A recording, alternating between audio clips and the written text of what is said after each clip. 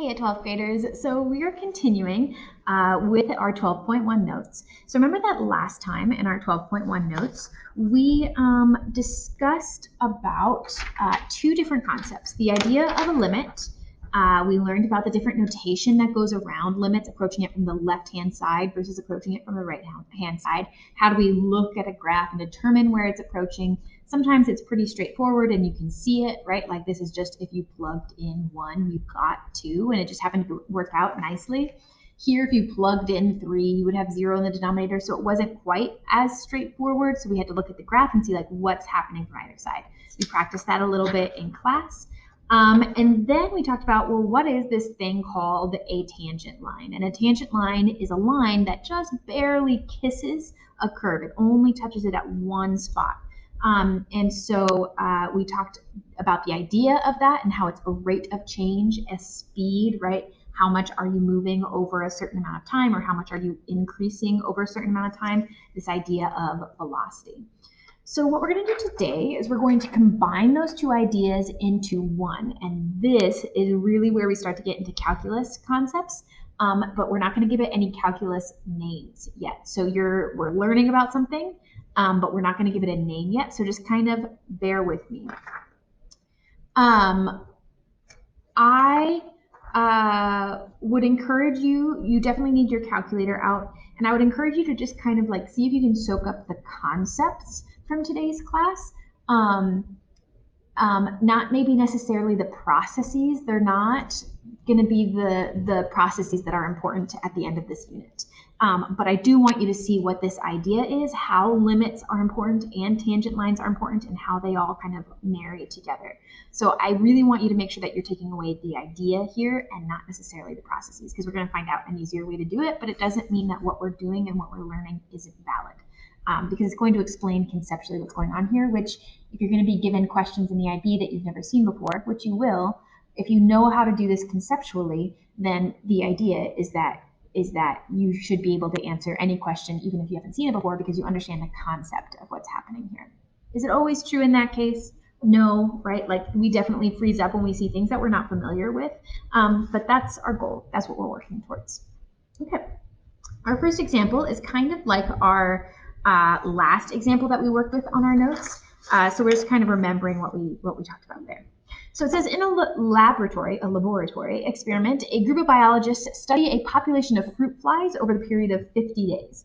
The number of fruit flies is recorded at regular intervals, and points are plotted on a graph with time t in days on the horizontal and number of flies n on the vertical. A smooth curve is drawn through the plotted points as shown on the graph. It says on the 23rd day, you have this many. On the 45th day, you have this many. They're just giving you nice points, which is great.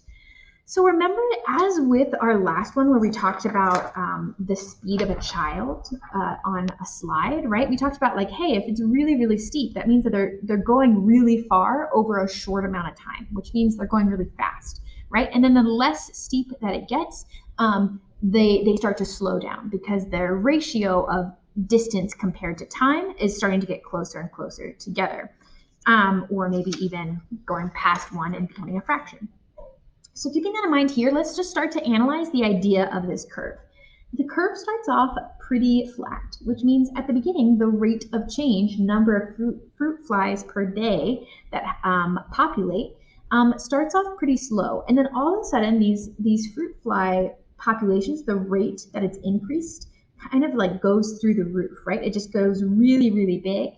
And then at the end, it starts to taper off. So how we can kind of analyze this graph is that the slope here, the rate of change here, the average rate of change in the middle part is really steep, which means that the fruit flies populated a lot in that time. Maybe it was that they were, just gathered the experiment and they put them in the right conditions and they were feeding them appropriately and they had enough space in order to grow. And so maybe they reacted really well. And so the population boomed.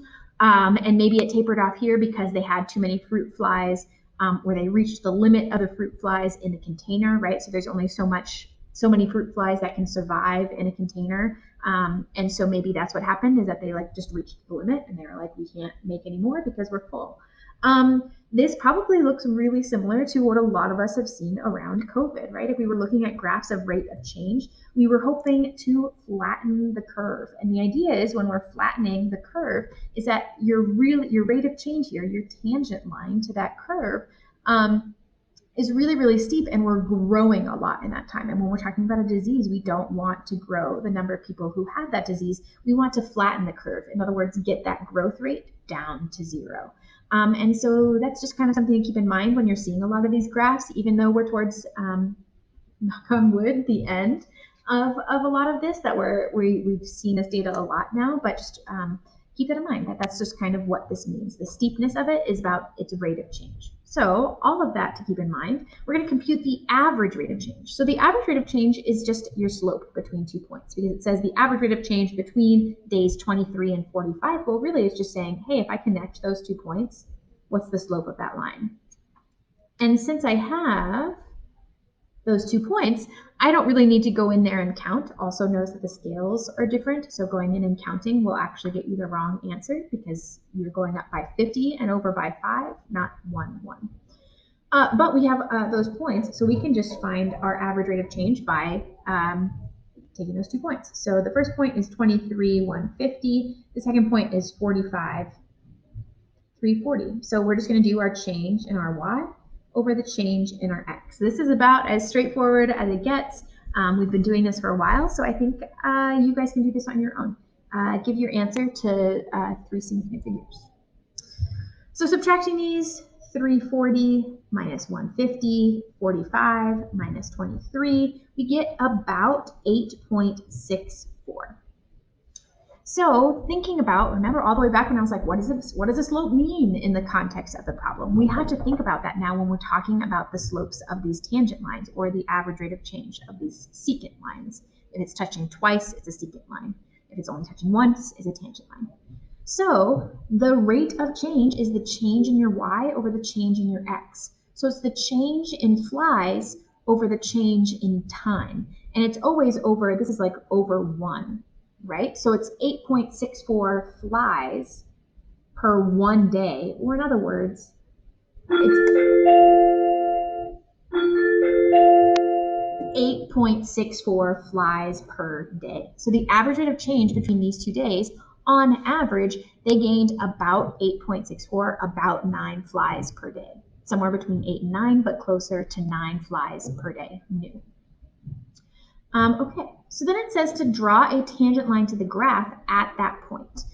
All of these tangent lines are going to be a little bit different, and as we talked about, like the ones that I got on this graph where it was my teacher notes were a little bit different than the ones that I got on here that I had done with you, right? So we're all going to be slightly different.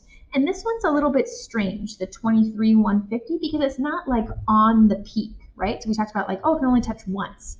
Here it's in a really tricky spot of a graph, which can sometimes really confuse students. We're still kind of looking for this idea of just kind of barely like flush with that point and the idea of that point. Are we going to hit that graph more than once? You betcha.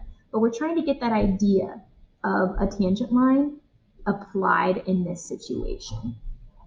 So it might look something like this, right? It goes through there. It doesn't just touch it, right? It actually goes through there, and maybe it touches the graph more than once. And so that can be really confusing when we're talking about tangents, but it's that same idea of like, okay, I wanted to just barely touch at this point of the graph. You're just trying to do that same idea of just barely touching there. So just keeping that in mind. So it says draw a line tangent to the graph at that point. Use this line to estimate the instantaneous because it's at 1 point as opposed to average, which is over 2, on day 23. So what I'm going to do is I'm going to try and find points that are like kind of nice. I think this is a point that's kind of nice. Oh man, I had a kind of nice point on my other one that is less so here. And I think this point's kind of nice. So I'm going to really, really round those up. I cannot go up 1 over 2, or sorry, up 2 over 1 because the scales are different. So just make sure that you're grabbing the actual points there, and then you can find your instantaneous rate of change. That's 30, 0, and then this one is 20, 100. Go ahead and calculate that slope for me. 100 minus 0 over 20 minus, oh, that's 15. That's why. I'm sorry. I was like, that shouldn't be negative. 15. Ta-da! Over 20 minus 15, which is 100 over 5, which is about 20. I got about 17.5. So we can be a little bit off, right? Because you're just kind of guessing at this point. So that's 20 flies per day. And take a look at that. Yes, that makes sense. That this average rate of change, right, if you kind of like average out the point in the middle, really what we're kind of talking about is this tangent line right here, right? So if we're kind of talking about this tangent line right here over this average rate of change, yeah, that slope, it's definitely not as steep at that point. We're starting to taper off. The curve is starting to flatten. And so the rate of change, the speed at which these flies are growing, is not as steep as it was before. Versus here is when it's getting really, really steep. The flies are really growing a lot at this point. And so it should have 20 flies per day as opposed to the 8.64 over there.